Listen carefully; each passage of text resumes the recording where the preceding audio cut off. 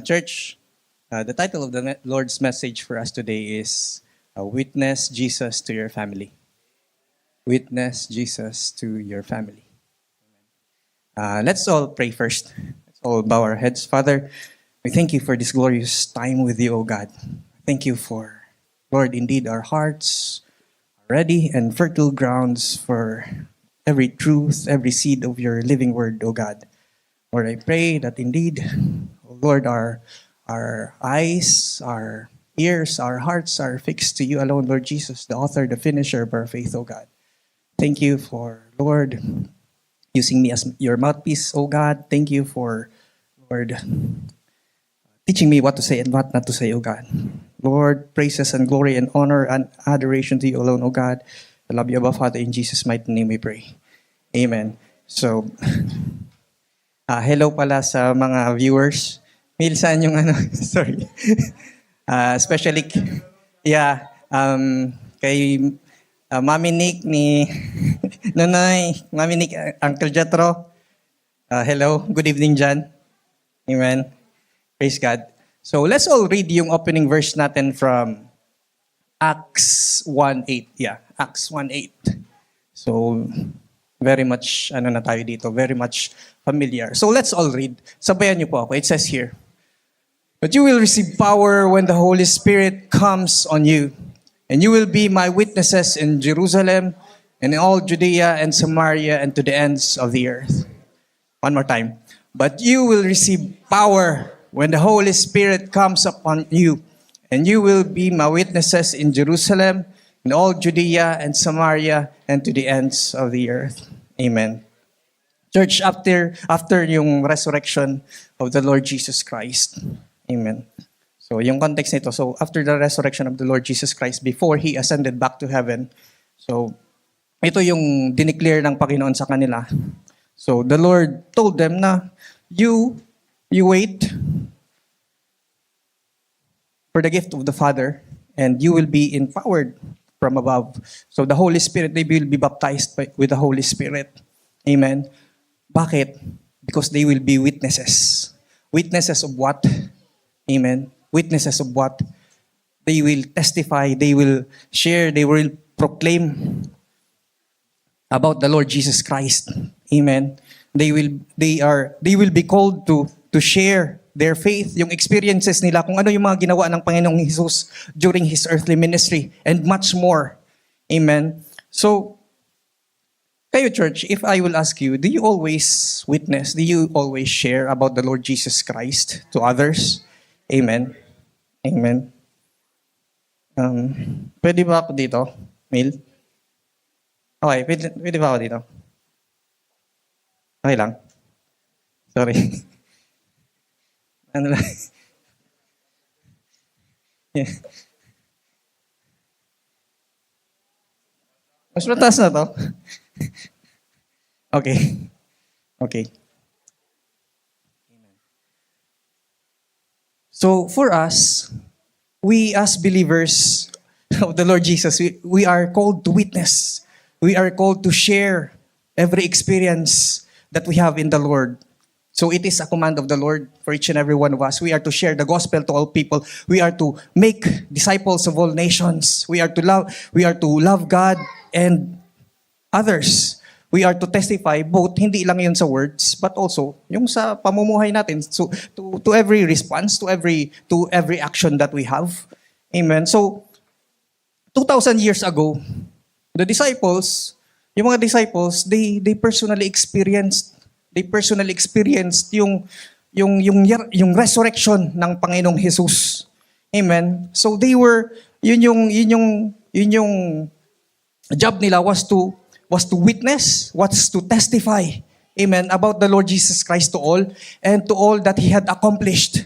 Amen. And it's the same way for us today. Amen. It is the same for us today. It is yung responsibilidad. It is our great privilege, great privilege to testify about the Lord's resurrection and His offer of salvation to everyone. Amen. So if you would notice, church, kung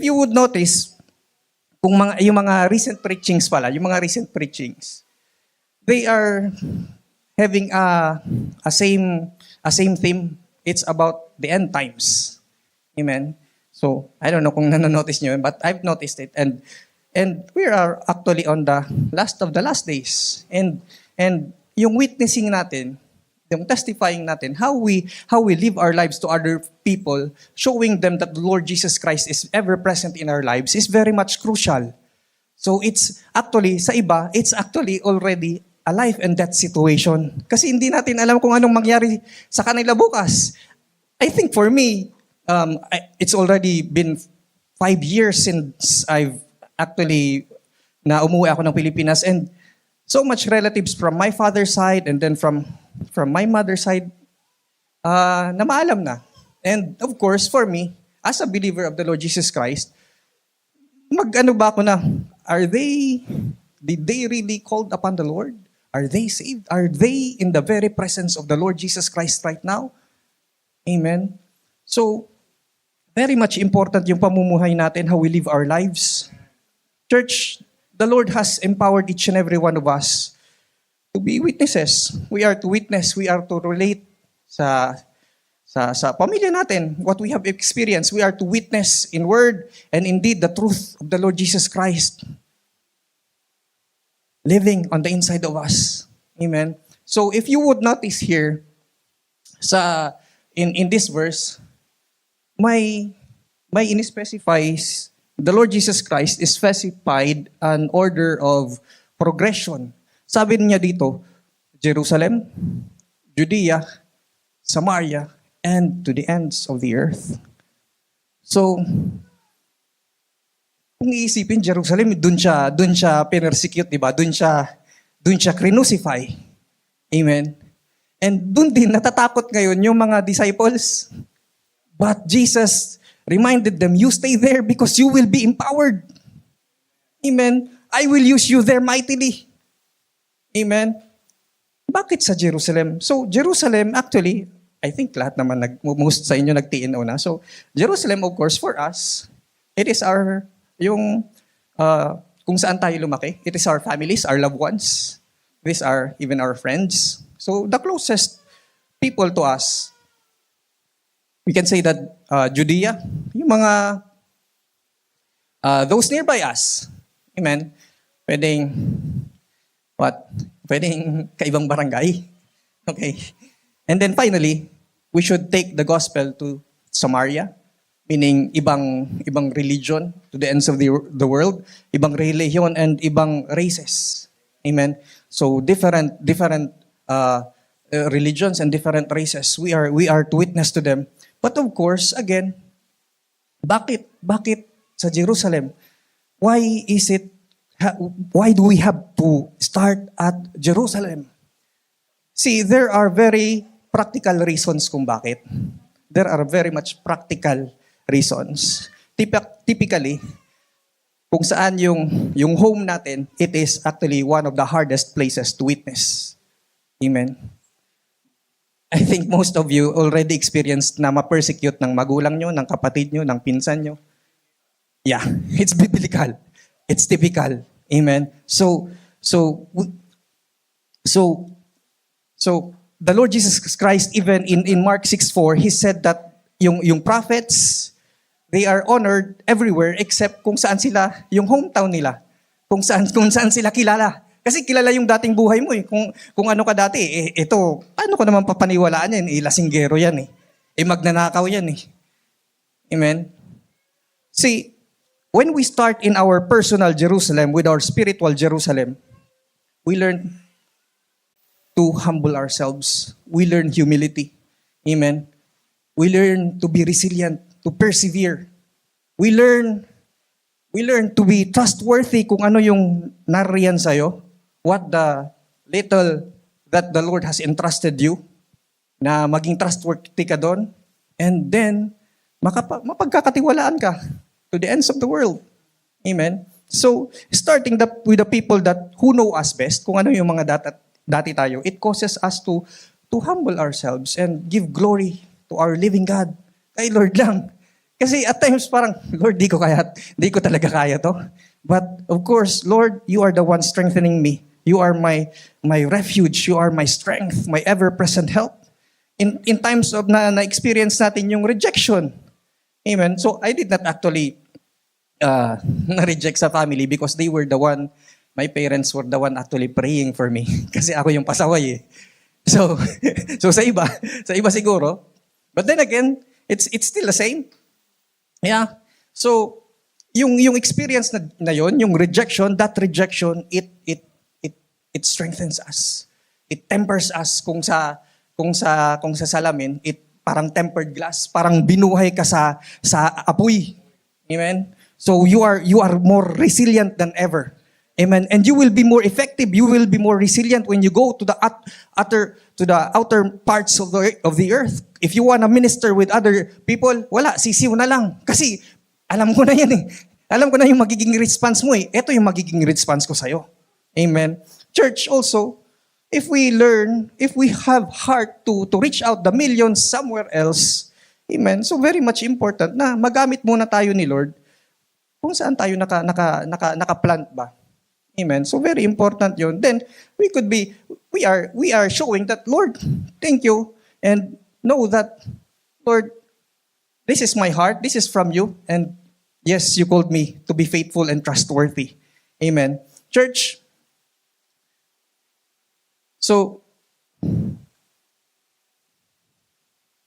again, we learn humility, and we learn yung mag-persevere, and we learn to be trustworthy when we start with our spiritual Jerusalem. So yung pinaka ang bilis yung oras mo sa Melbourne ba yan? So my objective for us today, church, is to stir our hearts, really stir our hearts to witness sa ating mga pamilya, to witness to our families, to witness to our parents, to our brothers and sisters, to our cousins, to our children. Amen. I know you're already remembering someone right now.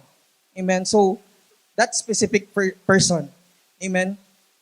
So I pray that also this preaching would open our eyes to be yung sense of urgency din.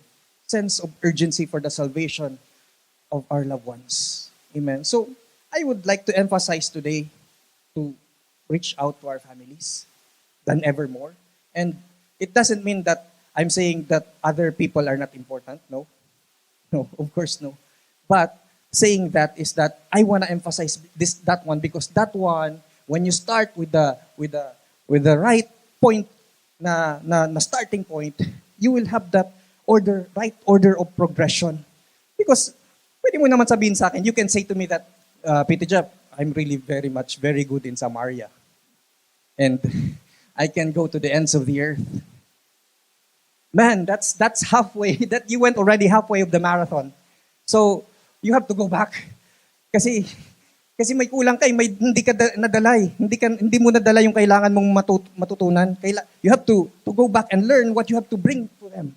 You have to be ever more effective and go back to your starting point. Church, today, let me share to you 7 key actions in witnessing the Lord Jesus Christ to your family. Amen. So I'll have to make it faster. Okay. So 1 key action, are you with me? Amen. So 1 key action in witnessing the Lord Jesus Christ to our families is, of course, to always walk in love. To walk in love. Always walk in love. Kayo, church, do you always walk in love? Amen.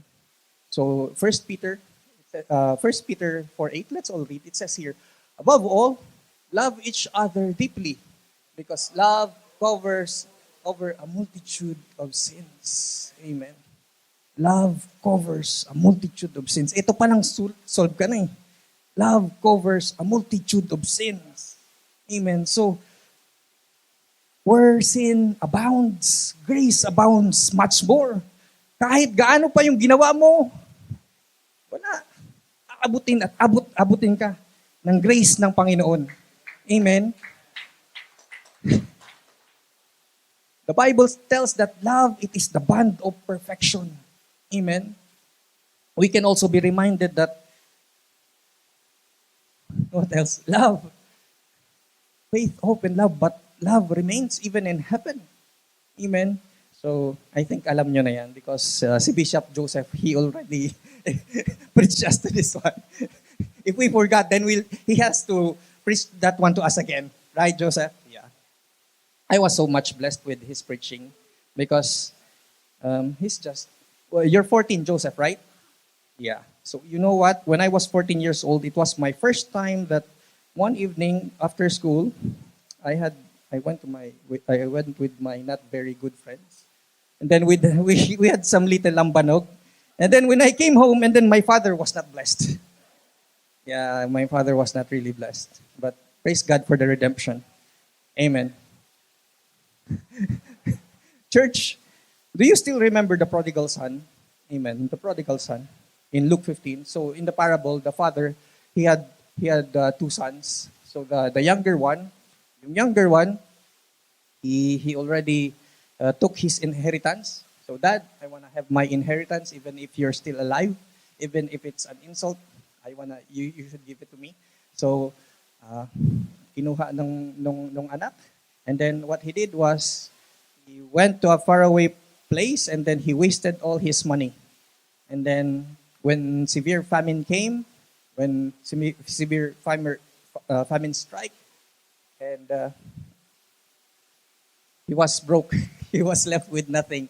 And he found himself feeding the pigs. And then he was even envious of what the pigs were eating. So he want also to eat their food because he was already he was he won't survive. So in his desperation, he decided to return to his loving father because maalala ko yung tatay ko, even the servants they have more than enough. So let me go back to my father and then let him treat me as one of his servants. But instead, his father, when he saw him, ran to him to meet him and welcomes him back with arms very much uh, wide open and celebrating his return with a feast. So, church, that's a reminder of how great yung love sa atin ng Panginoon, how much the love of God, His love, He is offering to us, a love that welcomes us back with arms wide open, no matter how far na gaano ka man naglayas, gaano ka man how far you have strayed, how far you have wandered away. Church, instead of receiving kung ano yung instead of receiving what he deserved, that son he received what he didn't deserve. Amen. His father welcomed him with open arms. Church, in our families, if we treat yung mga kapamilya natin what they only deserve, halimbawa, pambira naman tong kapatid ko to, pasaway ng pasaway. If we treat them kung ano yung what they should deserve, at the end of the day, everyone we will punish. Everyone we will reject. Amen. Because no one is perfect. Even tayo. No one is perfect. We have all sinned and fall short of the glory of God. Amen. Amen. So witnessing in our family's church, it is always vital to always walk in love. If we sow love, we will reap love. Amen. Hindi ka naman pwedeng nagtanim ka ng galit, nagtanim ka ng takot. Then you are expecting to reap love, to reap respect. No. See, we reap respect out of the seed of respect. We sow peace, then you will reap peace. So whatever we sow, that we will reap. Amen? Amen. Church, see, the only way to maintain yung relationships natin is to have a love without ceasing. Love without ceasing. Fervent love. Amen. So in Philippians 2, 3-4, it says here, let's all read, do nothing out of selfish ambition or vain conceit. Rather, in humility, value others above yourselves, not looking to your own interest, but each of you to the interest of others. Amen. So, for me, I can personally testify. I stand here in front right now because of the Lord's sacrificial love that I received from my family. Amen. I can stand here right now because of the love that I've received from this spiritual family. Amen. Amen. Church, dito, of course, maalala natin in this passage, we can be reminded that the greatest expression of sacrifice for others is we lay down one's life like the Lord Jesus Christ. We should follow the Lord Jesus Christ's example. Amen. The Lord's love is characterized by putting others ahead of our interests, ahead of ourselves. Amen. Church, you see, when we create that yung love, that kind of love, that sacrificial love, that yung tahanan na puno ng pagmamahal. Amen. Yung alam mo na pag umuwi ka, yan na nagkamali ako. Sorry. Pero they will not tolerate you. Yeah. But of course, you learn from your mistake. When you create that love in your family, that no that God, that biblical love, amen. It creates an atmosphere. It creates an atmosphere na receptive kung ano yung i-share mo sa kanila. Kung ano yung ibahagi mo sa kanila. Kung ano yung i-share mo about your faith. They will be very much more receptive kasi yun yung nananahan sa in your home. So loving them, yung mga brothers and sisters natin yun sa family natin, as Christ loved us, it is a key ingredient in witnessing the Lord Jesus Christ to our families. Church, you see, in witnessing to our families, it's very much vital to let our lives constantly reflect the Lord Jesus Christ's love. Sabi ni Paul in 1 Corinthians, so wala dyan. So he declared there, sabi ni Paul, if I don't have love, kung wala akong pagmamahal, my words are just noise. Baka klanging symbol lang sa inyo ito. And yung spiritual gifts ko, it may mean nothing. Yung sacrifices ko, it may gain nothing. Parang wala lang. Church, our actions and attitudes, they always speak louder than our words. Amen? So very much, dapat when we walk in love, amen, dapat not just in words, but of course in our actions. Let it even speak louder in our actions. Amen. Church, it's vital to always walk in love. Amen. Church, sorry, please bear with me kasi medyo malayo lang talaga yung binahe namin. So, another key action that I would like to share to you today is that it's very important for us to intercede in prayer. Very much important to intercede in prayer. Kayo church, do you always pray sa mga loved ones, sa pamilya, to your brothers and sisters? So, again, maalala ko yung pamumuhay ko noon. I would always go back with my experience nung I was still in college. So I was living like a rock star. Amen. Feeling ko lang. Oh, long hair and then, man, wag na muna mag-ROTC. Pero kailangan ko pala mag-ROTC para maka-graduate. Rock and roll. So, yeah, classmate ko yan si PTJ, but actually, I have still other friends dun sa barangay namin. So, grabe, very much, they were not really that good. So, it affected my studies. And because of that rock star na lifestyle, yung 5 years na course ko, I now have to have an extra summer and then another extra year. If I don't get that extra summer, then I'll have another year. So that will be like 7 years. Man, say ko parang masyado namang nag-double degree nito. But praise God, you know what? In time, the Lord reminded me that my parents were praying for me. I thank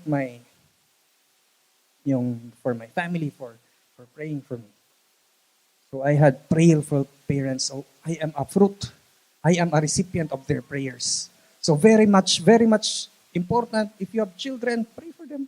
Always declare life, blessings, favor, success, the anointing of the Lord. Amen.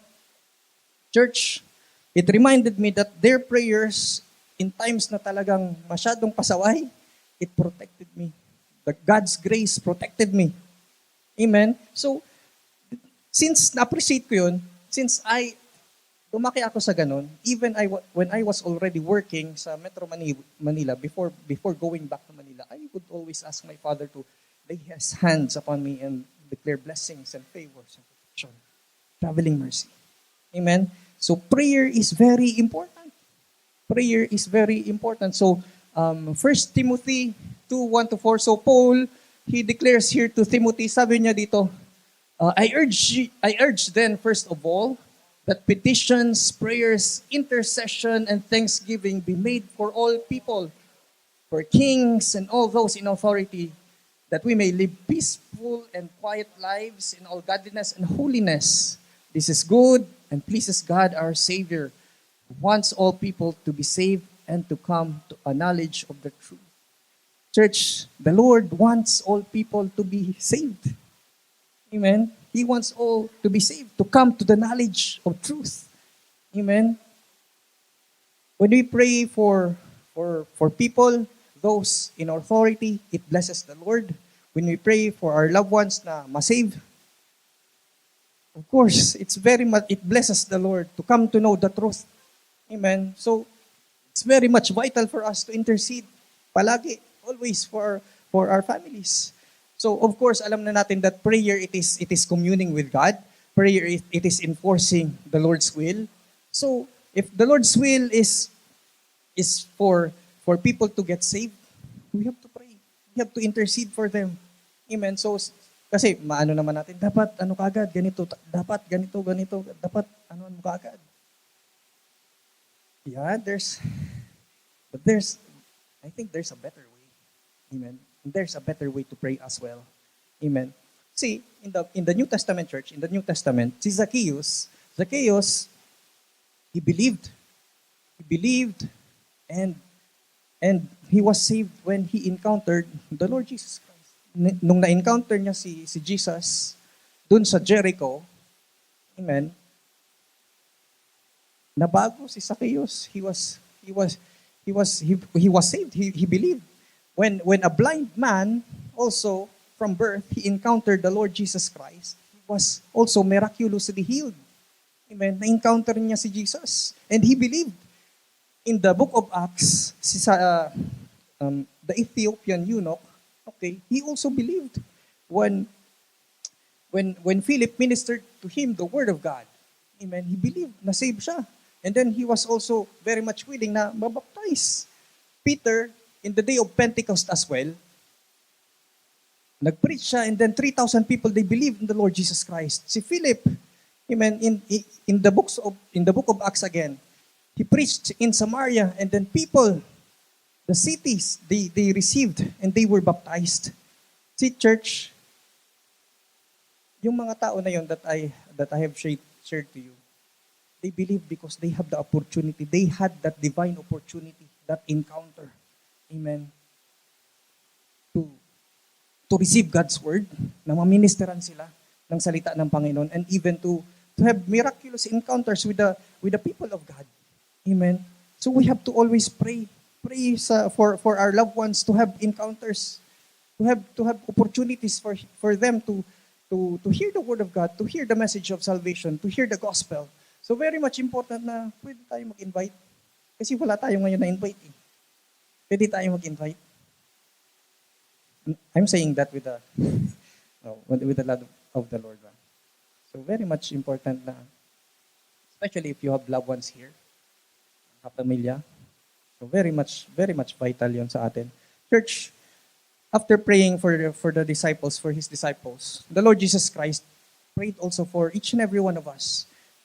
Amen. In John 17:20-21, it says here, I do not pray for this alone, but also for those who will believe in me through their word, that they all may be one, as you, Father, are in me, and I in you, that they also may be one in us, and that the world may believe that you sent me. So those who will believe in me through their word. Amen. Church, the Lord Jesus Christ prayed for us. Amen. The Lord Jesus Christ prayed for us bago pa man tayo pinanganak. 2,000 years ago, the Lord already prayed for us. Hindi niyo ba yun? Grabe yun. Parang, Lord, nakita mo na ako. Grabing pagmamahal. Grabing pagmamahal. Amen. So, couple of years ago, I was also desiring to be able to reach out to one of my families, yung uncle ko, kasi I was already here and nasa heart ko na ma-reach ba yung family nila because they were very much that time they were a devout Catholic ba. Kasi I think most naman yung iba sa inyo devout Catholics ba, yung sarado talaga, sarado. So it was a prayer point for me and my wife. So it came to pass na nandito din yung bunso na anak. So we've reached out to him na okay may andito yung namin, yung overseer si Atihan. So I think there was maybe may celebration tayo noon or basta pumunta si Brother Jed and together with his wife. And it really impacted him.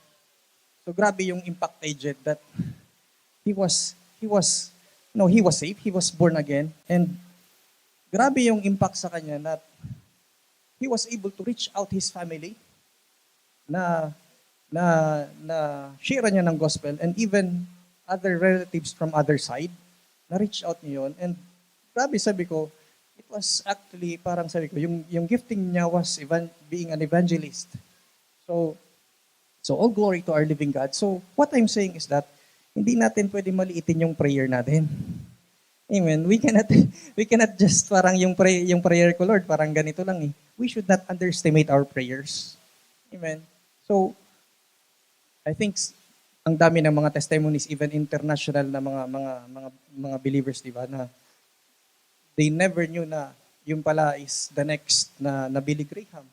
Amen. The next na Andrew Womack. Amen. Joseph, right? Church, it's vital for us to always intercede in prayer. Amen. It's vital for us to always intercede in prayer. Please pray always for your family. Amen. Amen. So next, thirdly,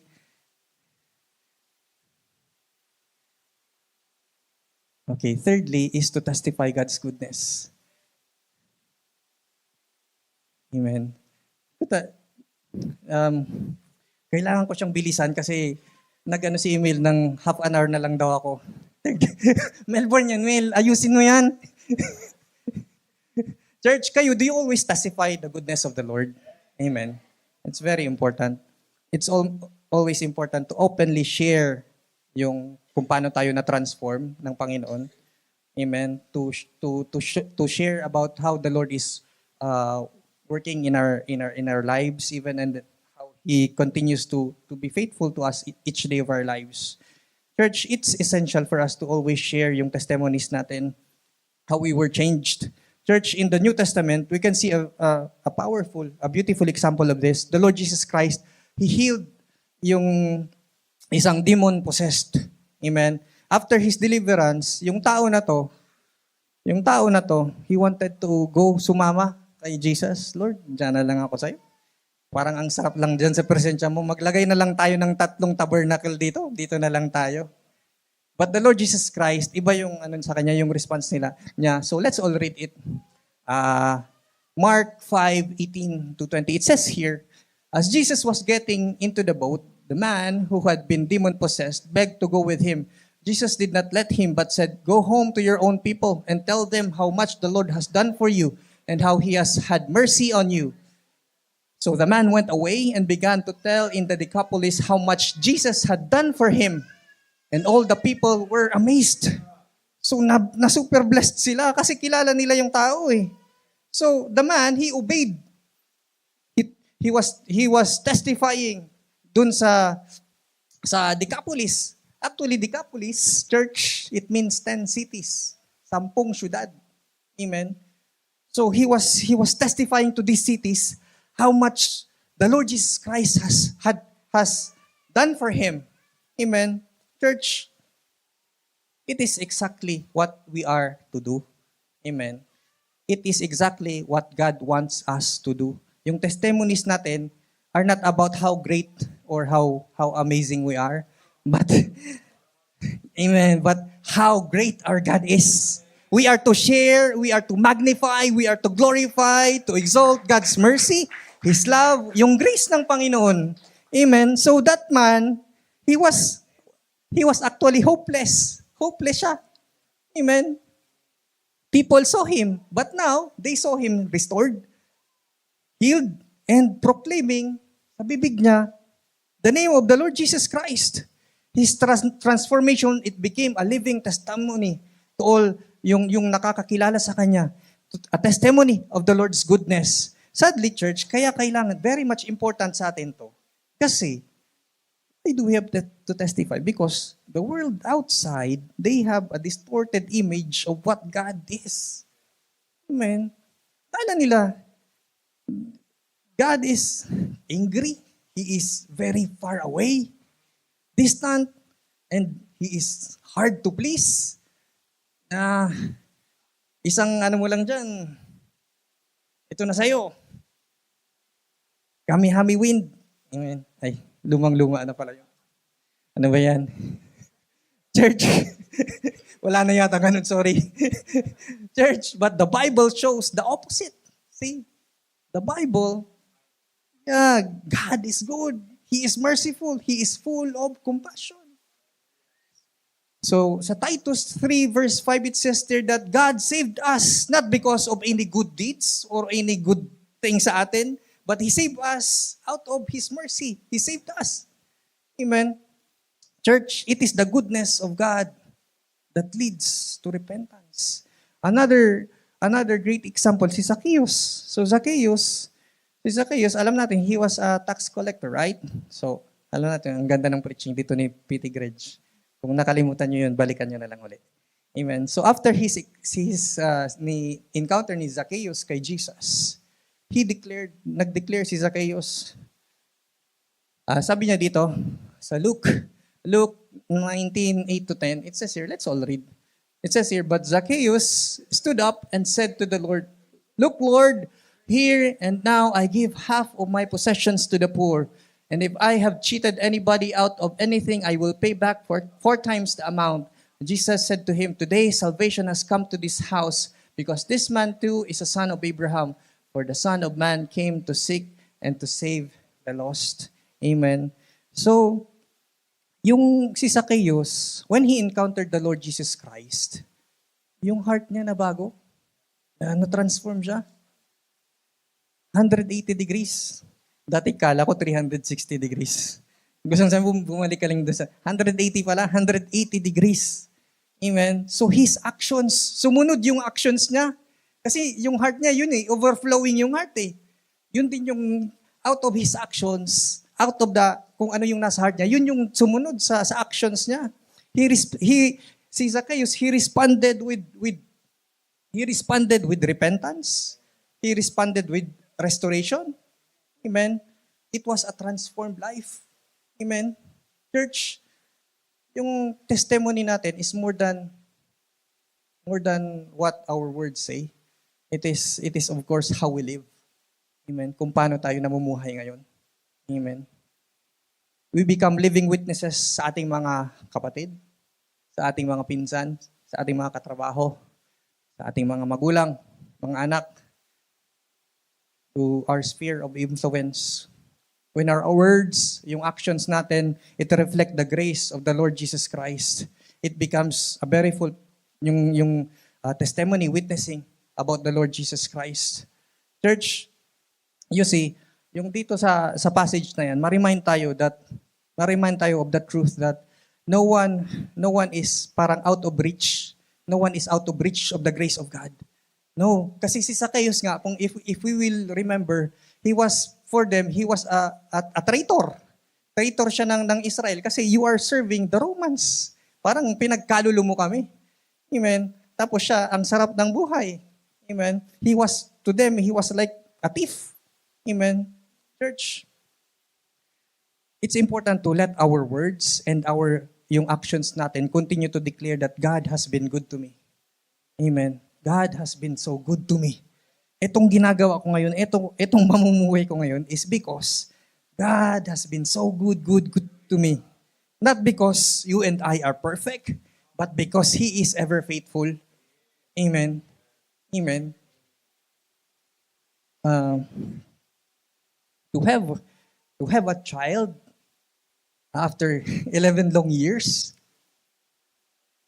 man, it was never about my faithfulness. It was all about His faithfulness. Amen. Other people, they can testify, even 15 years, they had children. Yeah. But the problem is, wala sila kay Lord. Natutuwa yung ibang tao, but they are not blessed. Amen. They are blessed when people makita nila na this gives the glory all to God alone. Amen. So,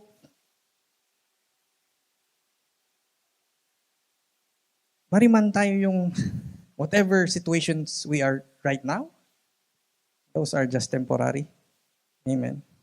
Church, let's all read Lamentations 3:22-23. It says here, because of the Lord's great love, we are not consumed, for His compassions never fail. They are new every morning. Great is His faithfulness. Amen. Church, it's always vital to testify about the goodness of God. Amen.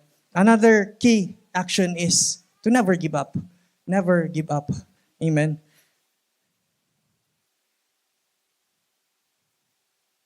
For 38. Okay. Galatians 6:9, it says here, let us not become weary in doing good, for at the proper time we will reap a harvest if we do not give up. Amen. If we do not give up. Amen. Kayo church, do you easily give up? Amen. No, dapat maging persistent tayo, dapat maging patient, and also to persevere. Amen. Na parang hindi ka lang pinansin ng kapatid mo, bahala ka, mapunta ka sa impyerno. Wag naman. Wag ganun. Wag ganun kasi ganun ka din dati. Ganun ka din dati. Amen. Baka worse pa nga sa Pinipitian. So, never give up. Never ever give up. Church, there are people in your life who seem very far away from God right now. Amen. Maybe yung response nila, they have hardened their hearts. Ayaw nila makinig. Maybe nung nag-share ka sa kanila, you try to build bridges sa kanila. Amen. They seem parang indifferent, parang they were not interested. But church, we should not stop loving them. We should not stop praying for them. We should not stop showing up for them. Amen. We need to be always there for them. God never gave up sa atin, for you and me. And God hasn't given up on them as well. And even us, we should never give up on them. We should continue to plant. Amen. We should continue to keep on loving.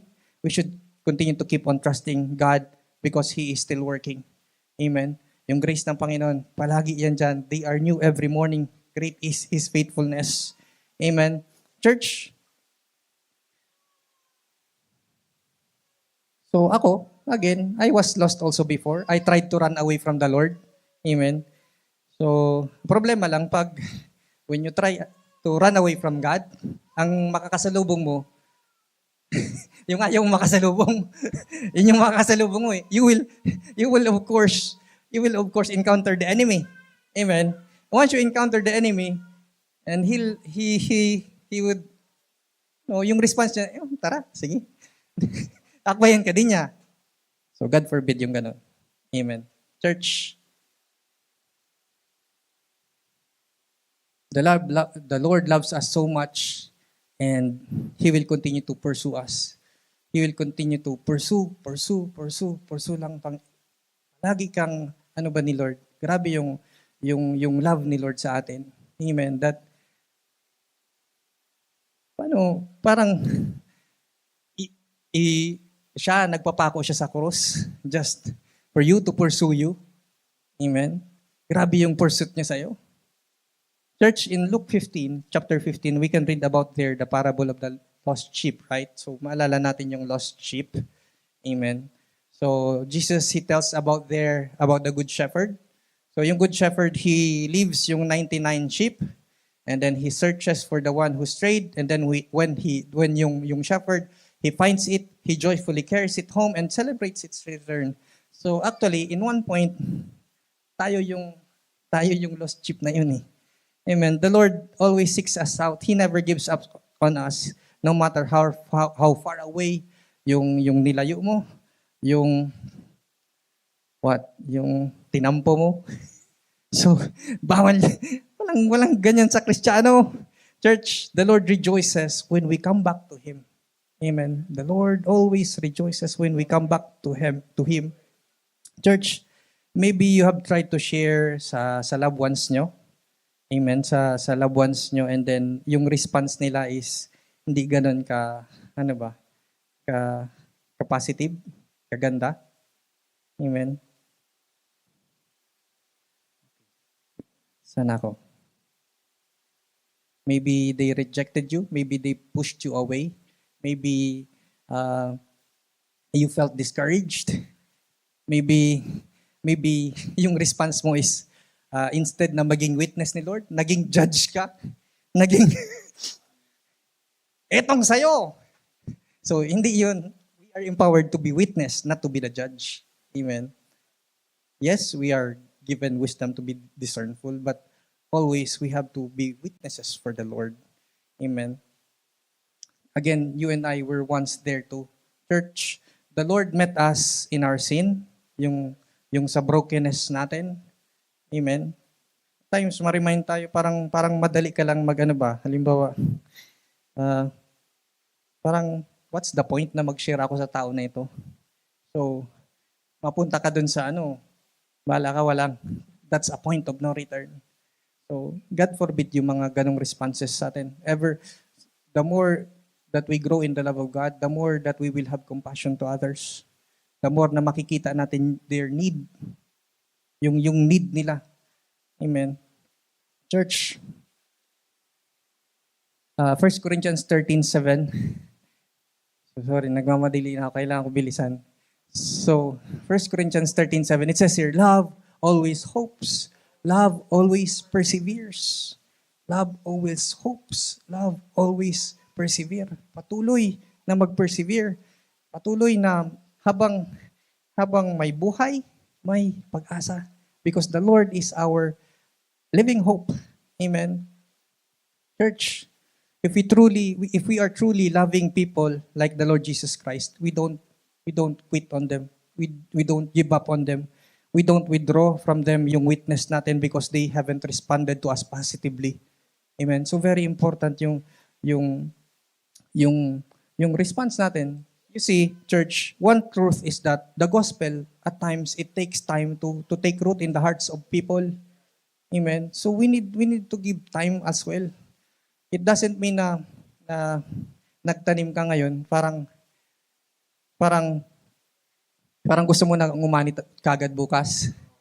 So, there is seed time and harvest. Church, what you say to them, it may come back to them months later, years later. Amen. Ang importante is that you have planted that word in their hearts. Very much important yun. And then continue to water yung word na yun sa inyong loved one. Church, even the Lord Jesus Christ in His own family, we can in the book of John, na makita natin doon na that even the Lord Jesus Christ, yung brothers niya, they rejected Him. And aside from yung mga half-brothers niya yun, right? So mga kapatid niya, aside from doon, even yung hometown niya, they rejected yung authority niya. yung miracles na they rejected them. But praise God kasi in the after the resurrection, some of his brothers they believed, and even si James and then si Jude, they wrote the books sa New Testament. So we should not just give up on someone. See, listen to this, every act of love, every prayer na meron tayo, every conversation, it matters to them. Amen. It's us showing up to them that what the Lord Jesus Christ is like. It shows them that yung love natin, it doesn't give up. Amen. We should always hope. We should always persevere. Amen. Church, it's vital for us to never give up. Amen. Never give up. Amen. Church, fifthly, another one is to extend forgiveness. Amen. Always extend forgiveness. Do you always extend forgiveness? Amen. I think last time si Pastor Gaj na emphasize din tong uh, last time sa atin. So in the book of Matthew, let's all read this. Sabi dito ni Jesus kay Peter. In Matthew 18:21 to 22, it says here, Then Peter came to Jesus and said, Lord, how often shall my brother sin against me and I forgive him? Up to 7 times? Jesus said to him, I do not say to you up to 7 times, but up to 70 times 7. Amen. Amen. 70 times 7. So Peter, he was thinking na, Lord, ito gracious na ako nito masyado na akong mabait nito Ito na yung pinaka-ano ko But the Lord Jesus Christ, He reminded him 490 times in one day. So Jesus was just actually saying that there should be no limit in our forgiveness. Amen. There should be no limit in our forgiveness. So, at times, church, we think when we are witnessing to the Lord Jesus Christ, nakafocus tayo sa ito, mag-share ako dito sa kapatid na to. Itong black sheep namin na kapatid. So mag-share ako. So mag-prepare ako ng verses. Ito sakto to kong verses sa kanya. Ito sa ulado ko na tong yung Romance Road. Amen. Sa ulado ko na tong kung anong mga questions niya, sasagutin ko. Amen. I will quote scriptures. But the thing here also, church, is that there's another powerful, same powerful as those words. It is our ability to forgive. Yung ability natin, there is power in our forgiveness. Amen. There is power in our forgiveness. Extending forgiveness to others, it reflects actually the heart of the gospel. Forgiveness, it is the very center of our faith. Amen. It is the very center of our faith. So I would recall, nung bata pa ako, mga ganito pa lang ako. Joke. So nung bata pa lang ako, pag may mga bata din na naka-offend sa akin, gusto ko din silang iisahin ko din to. Makakabawi din ako sa'yo. Gusto kong, I want to retaliate. I want also to hurt them.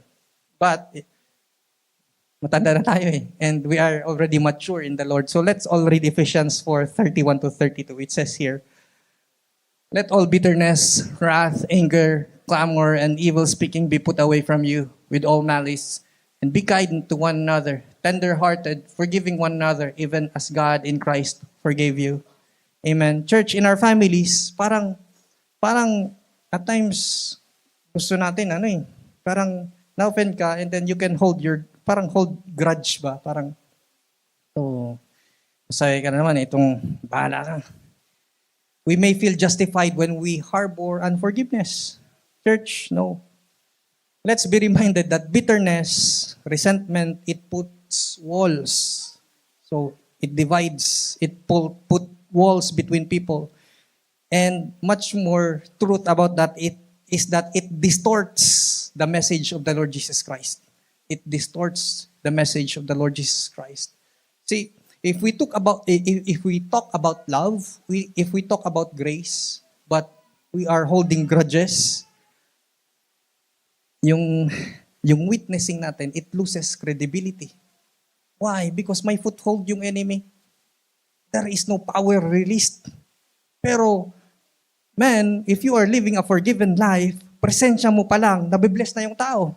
Why? Because the anointing is upon there. The Holy Spirit is, andun yung favors eh. Andun sa'yo yung nananahan eh. You know that you are standing yung right attitude with God. It's having that confidence in the Lord. You're having that credibility. You won't be a clanging cymbal. Church, when we forgive, even if it's hard, it softens yung hearts. It softens, it opens a way for the gospel to be received. Amen. See, ma-remind tayo, yung basis ng forgiveness natin is the love. It is the mercy of the Lord Jesus Christ. It is the love and mercy of God. Forgiveness, church, it's of course, it's not easy. Hindi naman siya easy. Sometimes, pag napapaisip tayo, parang, Lord, parang imposible din naman to. Ang hirap talaga, Lord. Parang, I know, Lord, pinatawad mo na ako. Parang, pinatawad ko na, ayaw ko lang makita. Ayaw ko lang makita. Kasi pag nakita ko, napapahaliluya ako. God bless you. But, church, listen. See, that's why, ganun siya mahirap siya, because forgiveness is so powerful. It's so much powerful. When people see us forgive those who don't deserve it, they see something supernatural. Parang kakaiba to. Parang, ha? Talaga? They see the Holy Spirit working in us. Amen? Parang, amen? So, the Lord empowers us. Amen? Church, our ability to forgive, it becomes a visible testimony of the Lord Jesus Christ's transforming power. So every time that we extend forgiveness, we point others saan? We point others to Christ. We point others to the cross. Why the cross? Kasi it is the place where mercy triumphed over judgment. Amen? Church, forgiveness is one of the most powerful tools that we have in witnessing the Lord Jesus Christ. Again, especially sa ating mga pamilya. It shows the world that the gospel that we are preaching, the gospel that we are sharing to them, it is ever real. It is ever real, manifesting in our lives. When we extend forgiveness, we invite others. We are inviting them to experience as well the same grace, the same liberty, the same freedom that we have received from the Lord. Amen. Again, yung actions natin, it speak louder than words. It's very much vital to extend forgiveness. Amen. So, 6 na tayo. So, Mil, wag mo akong ano. Kung bonus, bibilisan ko to. Promise. So, another key action, witnessing to the Lord Jesus Christ, is always sing praises to God. Amen. Do you always sing praises to God? So, very important to. Very, very important. Do you regularly worship and lift up the name of the Lord Jesus Christ? Not just here sa church, but also in your homes, in your personal lives.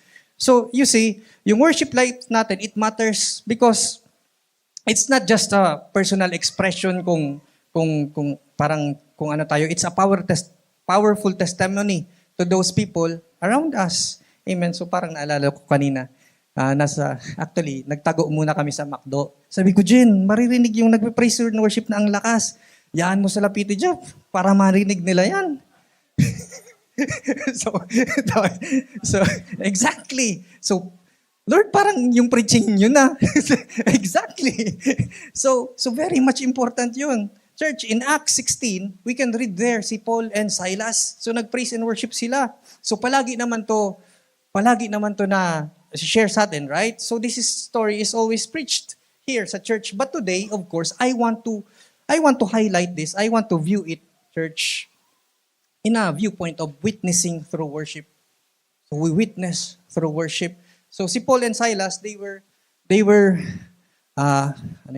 flogged. They were pinarutsahan sila. They had been unjustly imprisoned. So, but instead of complaining and then giving into fear, ano yung ginawa nila? They prayed and then they sing worship hymns to God. So let's all read it. Sabi dito, about midnight, Paul and Silas were praying and singing hymns to God, and the other prisoners were listening to them. Suddenly there was such a violent earthquake that the foundations of the prison were shaken. At once all the prison doors flew open, and everyone's chains came loose. the jailer woke up, and when he saw the prison doors open, he drew his sword and was about to kill himself because he thought the prisoners had escaped. But Paul shouted, "Don't harm yourself. We are all here." The jailer called for lights, rushed in, and fell trembling before Paul and Silas. He then brought them out and asked, "Sirs, what must I do to be saved?" They replied, "Believe in the Lord Jesus, and you will be saved, you and your household." Then they spoke the word of the Lord to him and to all the others in his house. At that hour of the night, the jailer took them and washed their wounds. Then immediately he and all his household were baptized. The jailer brought them into his house and set a meal before them. He was filled with joy because he had come to believe in God, he and his whole household. Amen. Grabe. Grabe. Amen. Church, you see, yung in-emphasize, we always remind here sa church, right, that, see, the outside world, this world, it teaches that joy, it depends in our circumstances. Pag meron ka, masaya ka. Pag wala, hindi. Bondage. Church, for us believers, joy comes from the presence of God. Joy is what we have, and rejoicing is what we do no matter what situation. Si Paul and Silas, they chose to worship in the most parang darkest and painful circumstance. Amen. So it became their praise, it became actually a weapon.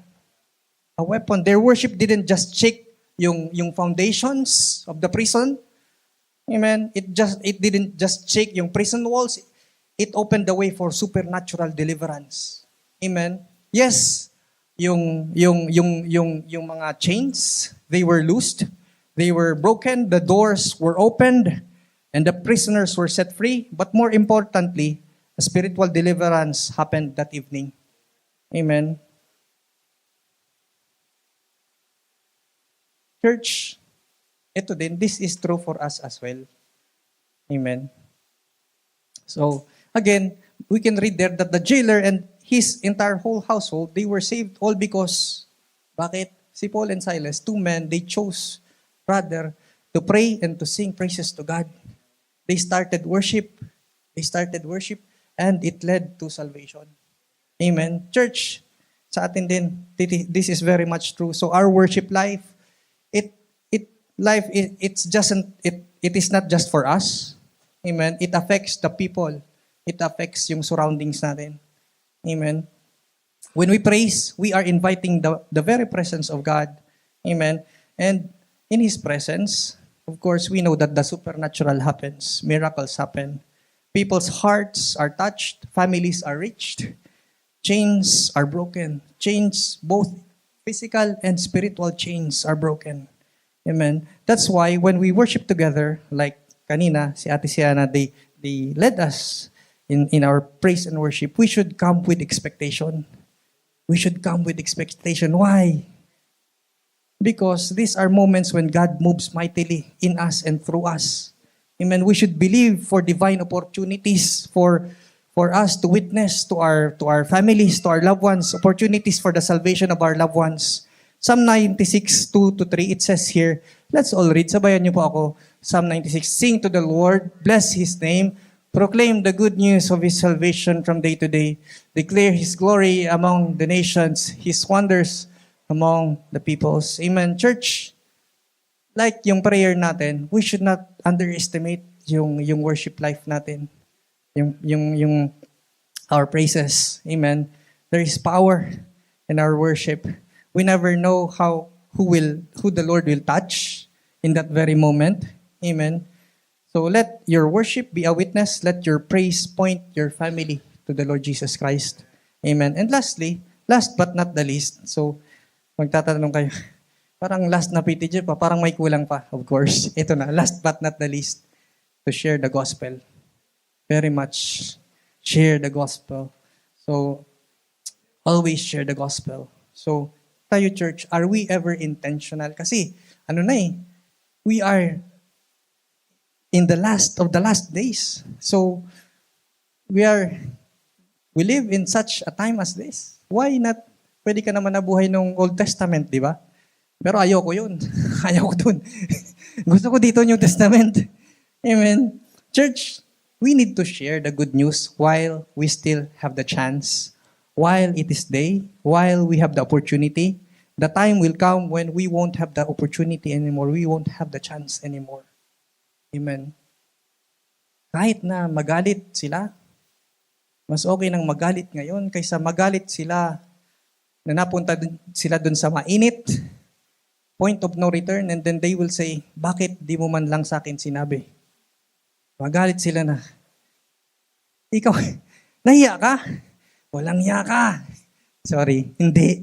Dapat, we should ever more be intentional. We should be, wag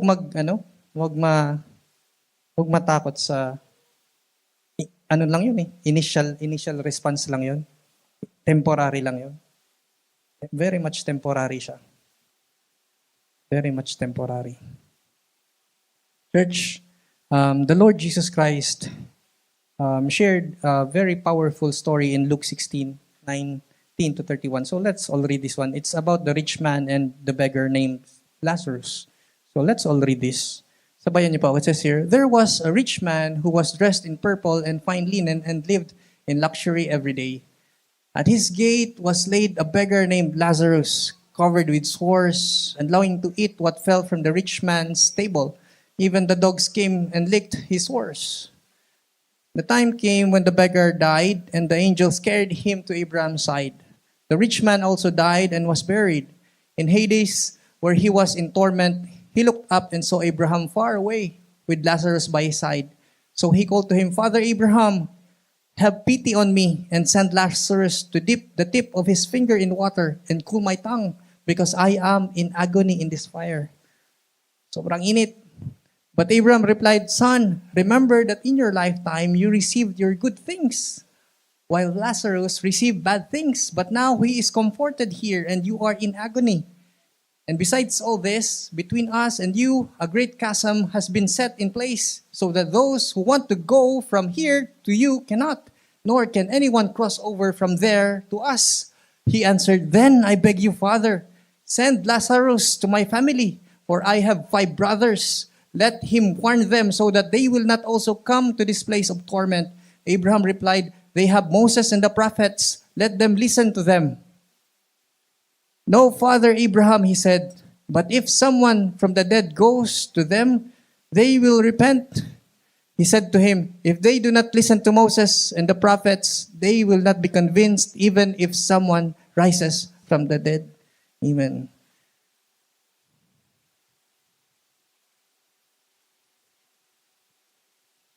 So, this passage, there's just so much truth that we can learn. But we have very much limited time, and maybe if God wills, then maano ko pa rin siya. But for now, let me just highlight at least 2 sobering reminders, truths for us here. Church, one truth I want to highlight here is that hell, it is real. It is, and it is not just real, it is eternal. It is for eternity. It is a point of no return. The rich man, he was in agony. He was in torment, not only physically, but also mentally and emotionally. Full of regret, full of fear for his family. So, grabe na talaga, parang physically, and then yung iniisip mo pa, and then for all eternity. Man, who will survive that?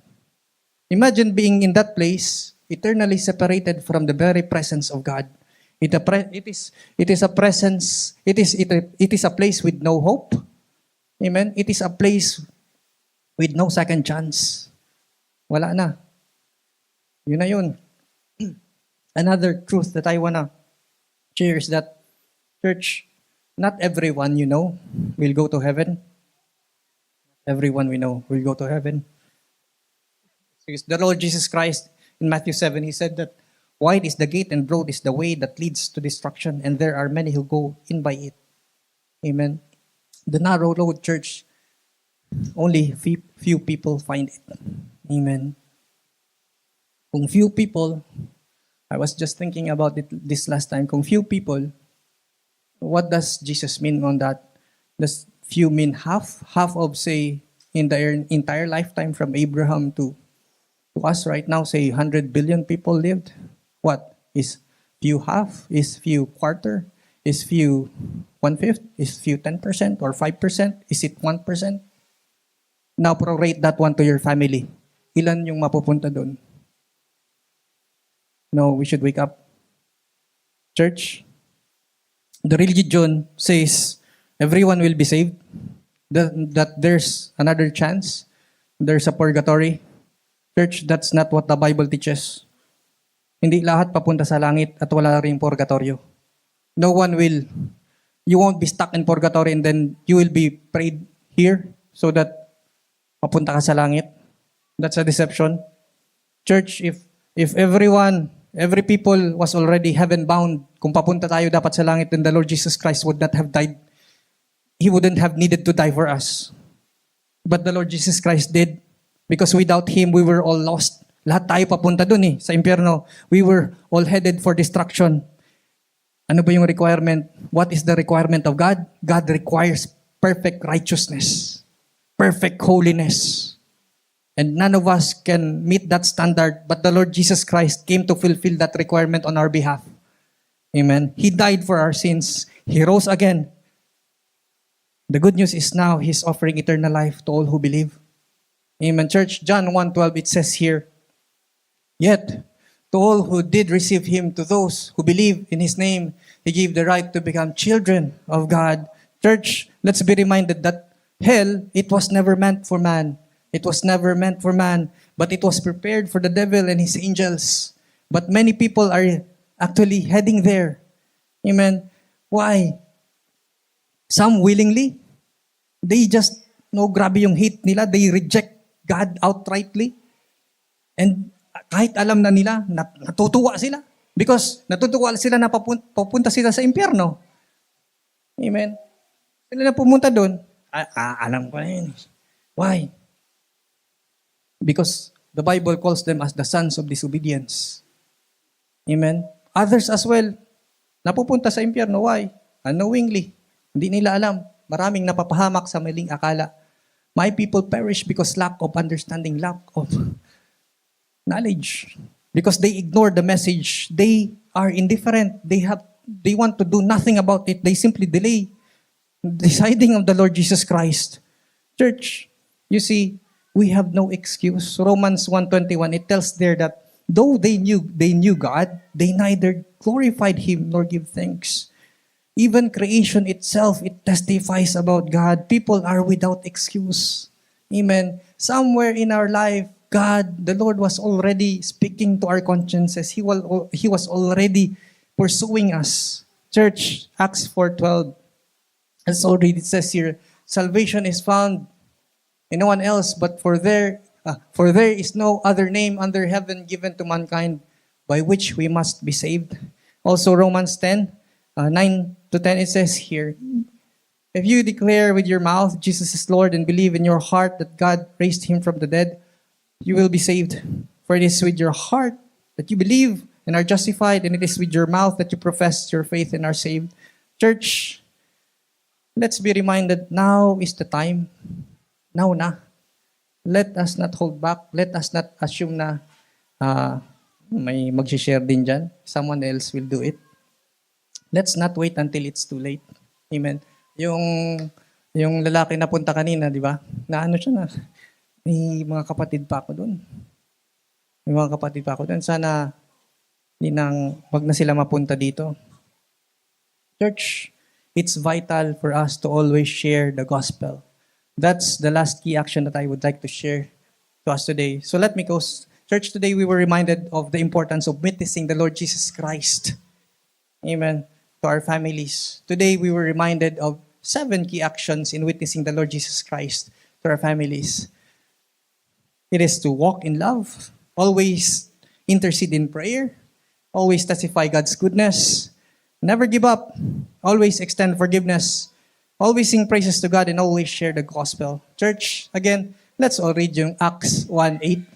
Acts 1:8, it says here, "But you will receive power when the Holy Spirit comes on you, and you will be my witnesses in Jerusalem and in all Judea and Samaria and to the ends of the earth." That's already John 3:16 to 17. It says here, "For God so loved the world that he gave his only begotten Son, that whoever believes in him should not perish but have everlasting life. For God did not send his Son into the world to condemn the world, but that the world through him might be saved." Amen. God bless us all, church. To God be all the glory. Amen.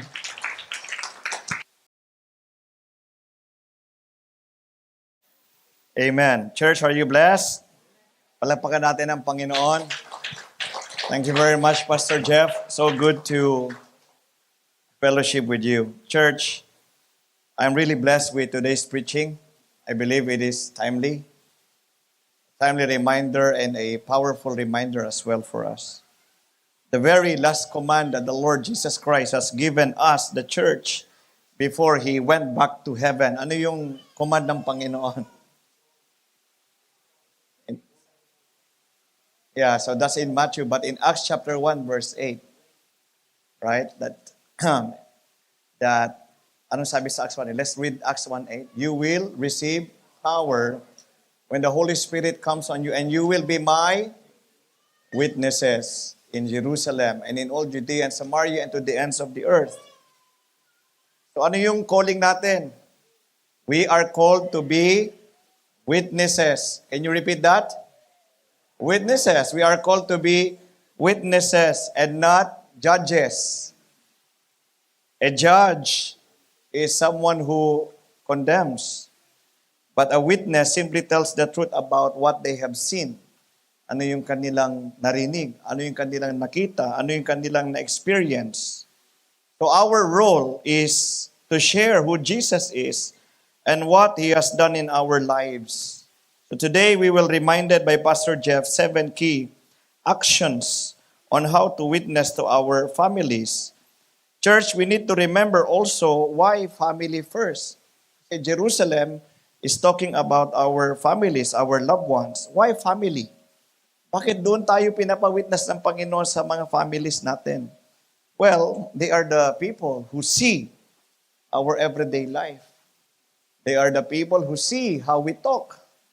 They are the people who see how we behave, our attitudes, our choices, our responses. What does it mean? If people see Jesus in us, then they will want to know Him too. Kung nakikita ng family natin kung sino ang Panginoon sa buhay natin, sa ating attitude, sa mga actions natin, then most likely they will want to know Jesus too. And we are now in the last of the last days. Pastor Jeff has mentioned it many times. Anong ibig sabihin? Jesus is coming soon.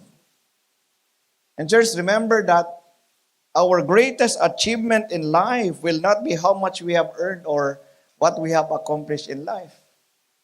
Maaaring ikaw ay naging CEO sa isang company. Maybe you are earning multi-million dirhams or dollars sa karir mo. Pero kung yung family natin will not be with the Lord for eternity, it's a failure. This life here is temporary. What is the life expectancy sa ating mga Asians? How many years? 70. Nakaka-reach pa naman ng 80. Bless na bless yung nakaka-90. But this very small portion of life compared to eternity is nothing. So, church, 7 key actions. Walk in love. It's very important. That is how the Lord Jesus Christ lived His life. Because love is the language that everyone can understand. Even sa mga, even if people do not understand English or Tagalog, but your gesture of love, they will understand them.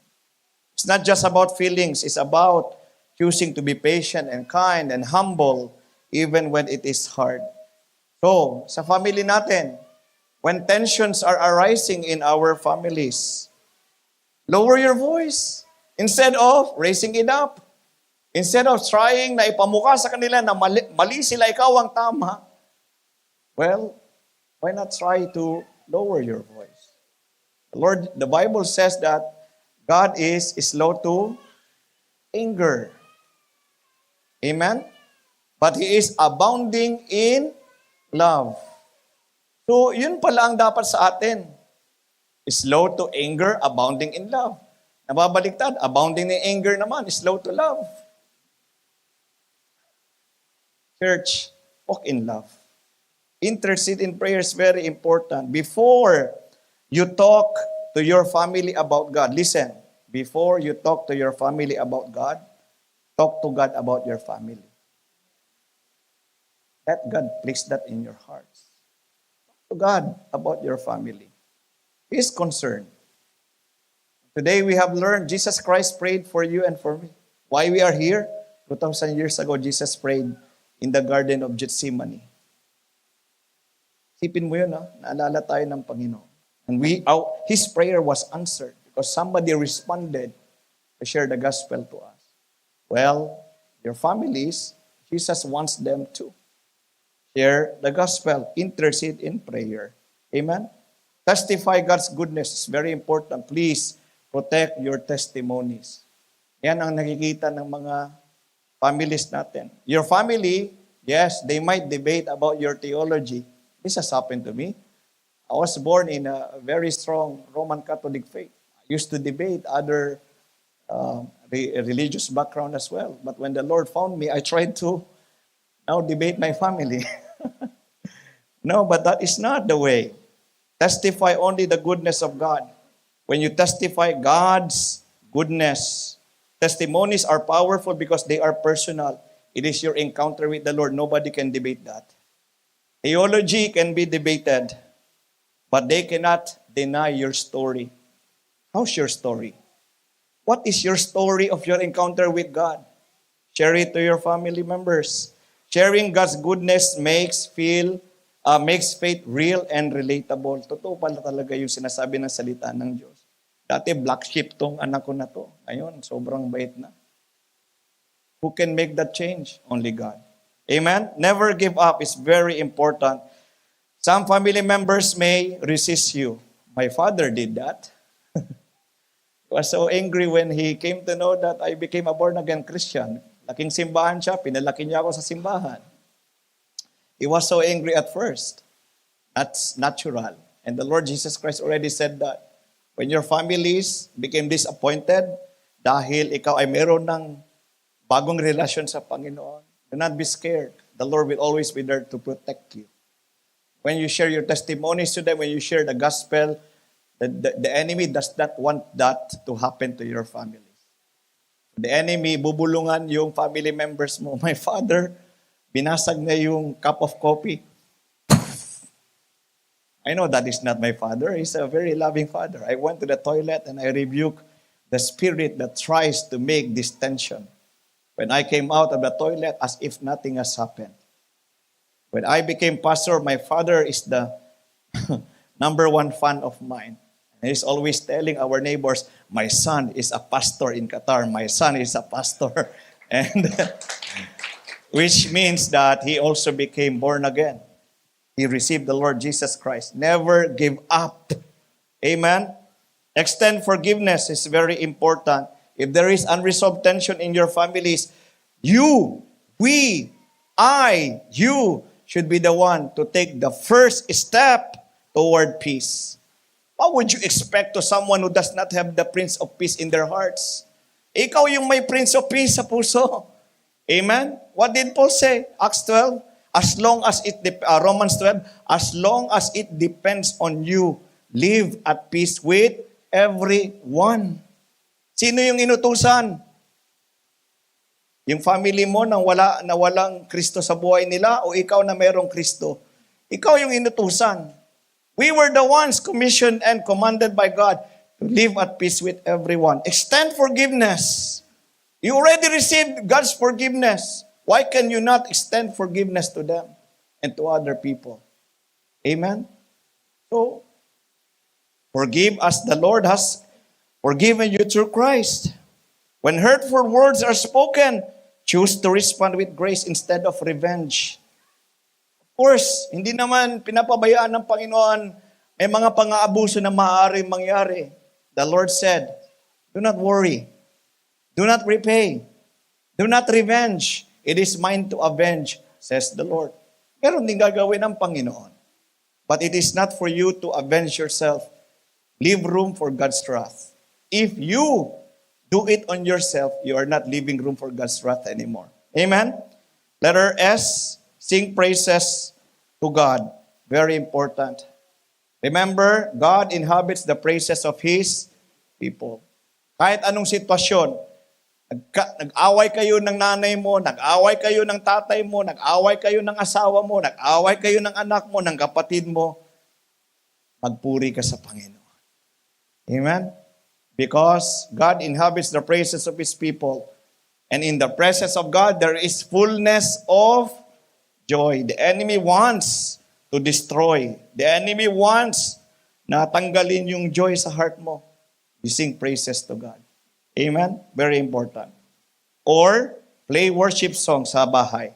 Last but not the least, share the gospel.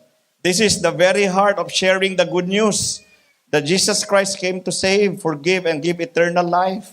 Tayo ang representatives ng Panginoon sa ating mga families. Please, the message is too urgent to keep it to ourselves. Jesus Christ is coming back. So, meron kang ma-share, paano ka naligtas? And remember this, the Holy Spirit was already given. That is why, again, Acts 1:8, you shall receive power when the Holy Spirit comes upon you. Anong ibig sabihin? Hindi ka naman pinapahayo ng Panginoon ng mag-isa. The Holy Spirit is there. Acts 1:8, you will receive power. It means you are empowered by the Holy Spirit. So what's the reason for you to be scared? What's the reason for you to be shy? What is the reason for you to have second thoughts of sharing the gospel, becoming a witness of the Lord Jesus Christ to your families? Start with your families. I praise God. You know, whenever there is the opportunity, I share to my families. And now I'm sharing to not only Judea, Samaria, other parts of the world. I just came back from my business trip. I went back home. 6 o'clock, kanina lang ako nakauwi. So, medyo lutang pa ako, pero pogi pa rin. Thank you, Lord. Sorry. Pagbigyan nyo na, birthday ko naman. But I came from a workshop. Different nationalities, different backgrounds, different religions.